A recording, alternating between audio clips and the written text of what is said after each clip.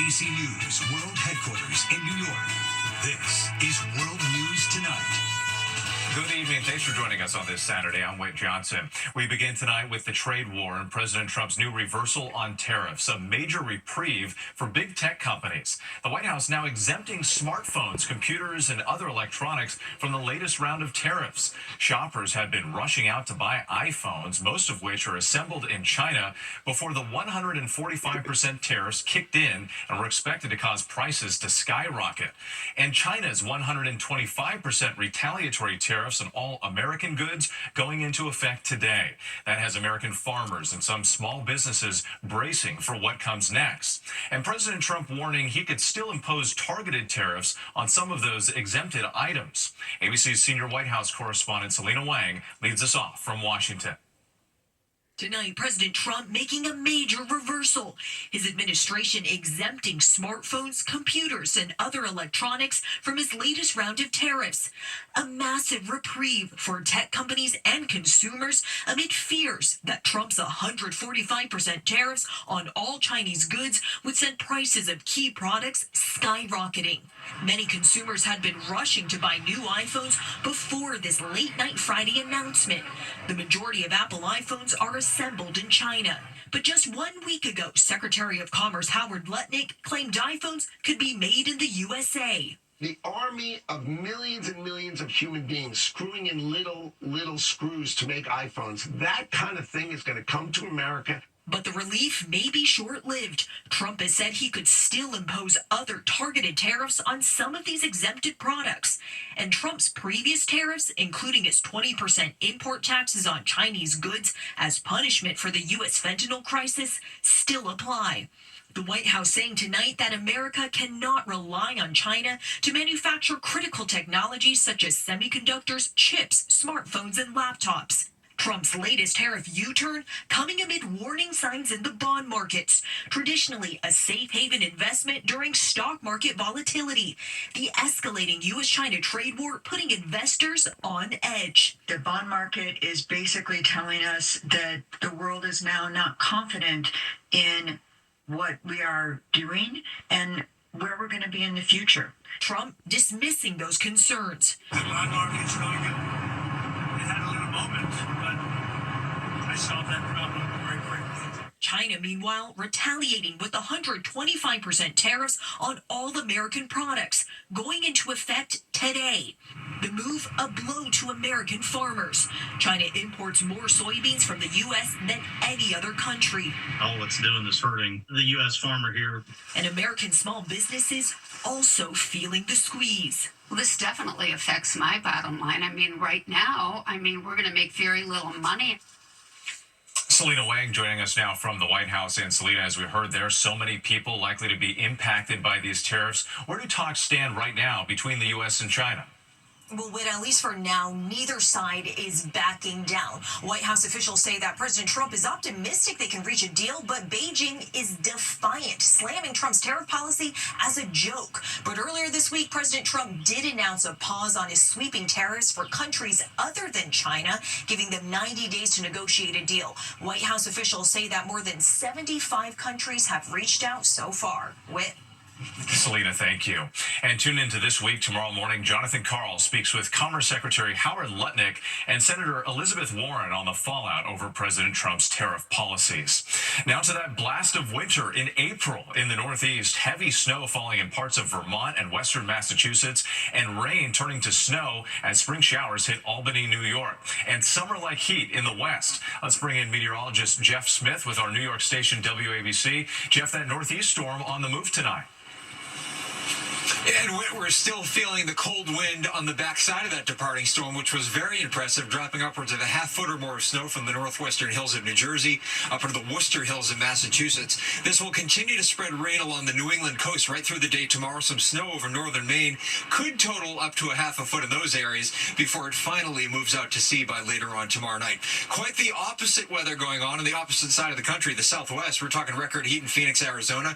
Spreading east, could be breaking records from Del Rio out to Dallas during the day tomorrow. Also, red flag warnings in effect. High fire danger. Humidity as low as 3%. Portions of the southwest. Also, high fire danger over southeastern Florida. Next system of interest, diving through the Great Lakes by Monday. Some winter weather, northern Great Lakes, and then maybe some severe weather breaking out over the Ohio Valley by Monday afternoon. And not feeling like spring in many places. All right, Jeff, thanks so much. Next tonight, the chilling new details about a Wisconsin teen charged with killing his mother and stepfather. Newly unsealed court documents alleging a convoluted plot by the 17-year-old to overthrow the government, including the assassination of President Trump, and what investigators are saying about his alleged neo-Nazi views and motivation to kill his parents. Here's ABC's Christian Cordero. Tonight, the FBI accusing this Wisconsin teen of murdering his parents as part of an extremist plot, alleging he was planning to assassinate President Trump and overthrow the U.S. government. Prosecutors say 17-year-old Nikita Kasap shot and killed his mother and stepfather inside their Waukesha home in February before stealing their car and leaving with the family dog. Officials later discovering the bodies during a welfare check. Victim B body was appeared to have been deceased for some time, was unable to definitively identify who it was. Law enforcement eventually arresting Kasap during a traffic stop in Kansas, saying they found a handgun, pried open safe, jewelry, and $14,000 cash inside the vehicle, as well as documents on his phone calling for the assassination of the President of the United States in order to foment a political revolution. The FBI says Kasap was motivated by white supremacy with extremist neo-Nazi views. In newly released court documents, authorities allege Kasap wrote, quote, "As to why specifically Trump, I think it's pretty obvious. By getting rid of the president and perhaps the vice president, that is guaranteed to bring in some chaos." Officials go on to claim Kasap killed his parents as part of an effort to obtain the financial means and autonomy necessary to carry out his plan. When authorities allege Kasap paid in part for a drone and explosives for an attack, and that he appeared to have been in contact with others. Kasap is in custody on a $1 million bond. Whit? An alarming case. Christian, thank you. Now to the urgent search for answers after that helicopter plunged into New York's Hudson River, killing 6 people. Divers scouring the river to recover the main rotor and other wreckage. That rotor seen here spinning off and breaking away as the chopper falls out of the sky. Now some questioning whether chopper sightseeing tours should operate in busy areas like New York City. Here's ABC's Ika Jachi. As highly trained divers plunge into the waters of the Hudson River, searching for the reason why this sightseeing helicopter with a family on board tragically broke apart midair, tonight, family members emotional, remembering the lives lost. They left together. They left without suffering, and they left with a smile on their faces. And that's important for us. The victims, a family of 5 from Spain, Agustin Escobar and his wife Mercy, both executives at global tech company Siemens, along with their 3 children, ages 4, 8, and 10. The children's school back in Spain offering a moment of silence. The tributes pouring in as officials use sonar in those murky waters to try and locate that main rotor, seen here spinning off as the Bell 206 chopper falls out of the sky. New video attained by ABC News showing the aircraft flying along the New Jersey side of the Hudson River before disappearing behind this high-rise. Moments later, pieces of the tail rotor flying off. Federal investigators already conducting wreckage exams on the engine, but now zeroing in on those rotor blades. If they're able to get the rotor blades back ashore, one of the things that they're going to be looking at very carefully is any potential for cracks, any deformation, anything that would indicate not only what happened, but how it happened. The sightseeing tour operated by New York Helicopter Tours touts an industry-leading safety record. Tonight, we're learning more about the pilot who also died, 36-year-old Sean Johnson, a Navy veteran who had 788 hours of flight time. Investigators are still calculating how much of that time was spent in that particular helicopter. When at least 38 people have died in helicopter crashes in New York City since 1977, and that's why we're seeing a renewed push for changes in the industry. Whit? And we're thinking about those families tonight. I thank you. Now to the latest on the deadly small plane crash in Boca Raton, Florida. The 3 people killed, identified as 17-year-old Brooks Stark and 2 adults, Robert Stark and Steven Stark. That plane right there crashing near an overpass and bursting into flames about a mile from the airport. The FAA and NTSB are investigating. Overseas now to the first round of nuclear talks between Iran and the Trump administration. This coming as Tehran's nuclear program is rapidly advancing and on the heels of a meeting between White House officials and Russian President Vladimir Putin. Let's bring in ABC's Marcus Moore in London. And Marcus, the stakes are high for all sides of these talks.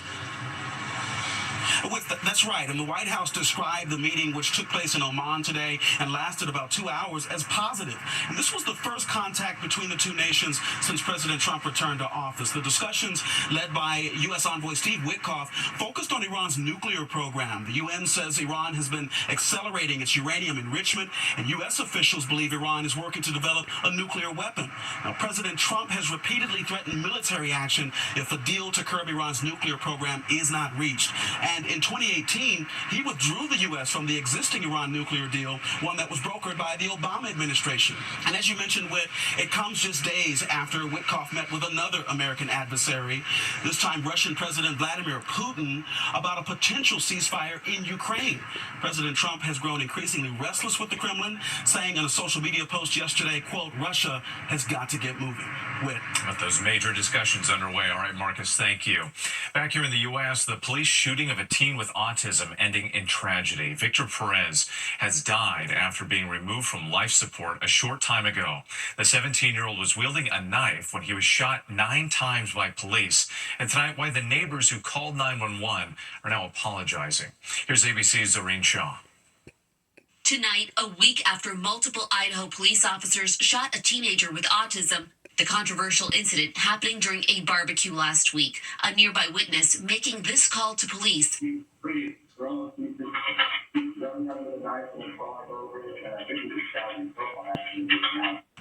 As seen in this video, when police arrived, they commanded the boy to drop the knife. Seconds later, as Perez steps towards them, police open fire from the other side of the fence, leaving him hospitalized. I just want answers. Why with my nephew they used shoot to kill? Because that's what they did. After that graphic video went viral, protests erupting in Pocatello. The father and son that made that 911 call apologizing to the Perez family. I had no idea this would happen. Sorry. Are you doing okay? No. I'm so sorry. Help us through this tragedy of Victor Perez. Earlier today, the Pocatello community holding this vigil in support of the family in front of the hospital treating Perez, saying they hope the family gets justice. It could have been any one of our kids. And no kid should have had to go through what they went through. Idaho officials are now investigating this incident. Tonight, another vigil is taking place outside the Perez family home. Whit. Zoreen Shah, thanks to you tonight. Now to an update on that Maryland man mistakenly deported to a notorious mega prison in El Salvador. Just moments ago, the Trump administration filing their first status report to a federal judge, an official with the State Department declaring in a sworn statement that Kilmar Abrego Garcia is in that prison and that he is alive and secure. A federal judge ordering the White House to return Garcia back to the U.S. There is much more ahead on World News Tonight this Saturday. Luigi Mangione's lawyers blast calls for the death penalty, accusing the Attorney General of playing politics. And the mystery object that tore through a roof, did it come from outer space? To the Index now, an American missionary was reportedly abducted at gunpoint in South Africa while preaching a sermon. Police say 4 gunmen broke into the Fellowship Baptist Church in Motherwell Township on Thursday, stole 2 cell phones from the congregation, and fled with a pastor in his trunk. The church, based in Tennessee, identifying the victim as Josh Sullivan, posting his photos in a Facebook post and asking for prayers. Next, a mystery in southern New Jersey. What caused a gaping hole in the roof of an auto body shop? The owner found it when he arrived for work on Wednesday. His security cameras captured a fireball as something crashed through the ceiling, leaving piles of debris. Other cameras caught the same thing. Astronomers say it's possible that whatever it was came from outer space. When we come back, an honor like no other at the Masters. Finally tonight, America Strong, the special honor for some legends of the Masters who never got to wear the green jacket. In the heart of golf country, Augusta is teeing up a special tribute, but this time it's not for the players. This 25-foot monument honoring the black caddies who carried more than just clubs, they carried history. I had to look for ways to tell these different stories, and the flowers is about giving the flowers.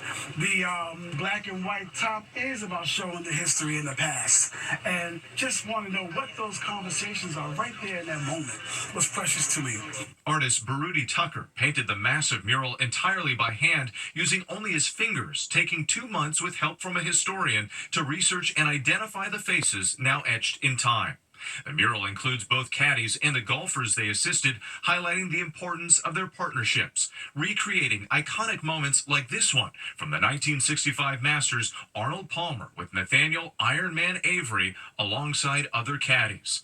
PGA golfer Gareth Carpenter has a deep connection to the mural. His great-uncle Eddie McCoy is one of the champion caddies immortalized in the art. To the young players coming up today, and to everyone who carries the love of this game in their heart, this is our history, and it is our responsibility to keep it alive. The Black Caddies inspiring a new generation of golfers, and now this monument in Augusta's Sand Hills community finally preserving their legacy and recognition long overdue. A remarkable legacy honored tonight. Thank you so much for watching. I'm Wade Johnson in New York. Have a great night.